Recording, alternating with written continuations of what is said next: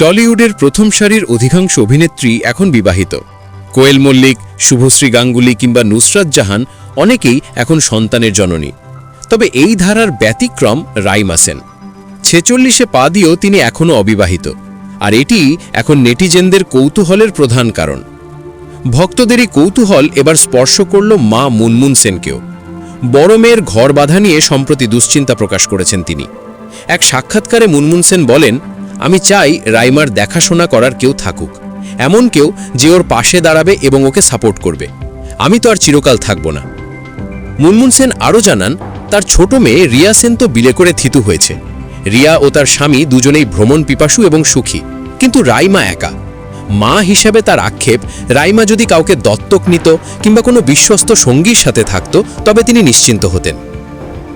তবে বিয়ে নিয়ে রাইমার ভাবনা কিন্তু একদমই আলাদা। কেন তিনি এখনও সিঙ্গল, এই প্রশ্নে বিরক্তি প্রকাশ করে একসময় রাইমা বলেছিলেন, আমি হ্যাপিলি সিঙ্গল।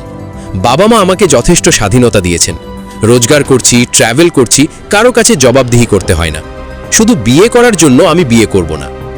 1999 সালে গডমাদার সিনেমার মাধ্যমে রূপালী পর্দায় পা রাখেন সুচিত্রা সেনের নাতনি।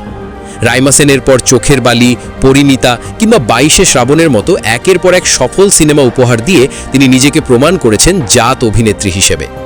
রূপ আর অভিনয় গুণে আজও তিনি ভক্তদের হৃদয়ে রাজত্ব করছেন। মুনমুন সেনের এই দুশ্চিন্তা কি তবে অদূর ভবিষ্যতে কাটবে? রাইমা কি শেষ পর্যন্ত মনের মতো কোনো জীবনসঙ্গী খুঁজে পাবেন? আপনাদের কি মনে হয়? কমেন্ট করে আমাদের জানান। বিনোদন জগতের আরও খবরের জন্য সাবস্ক্রাইব করুন আমাদের চ্যানেল।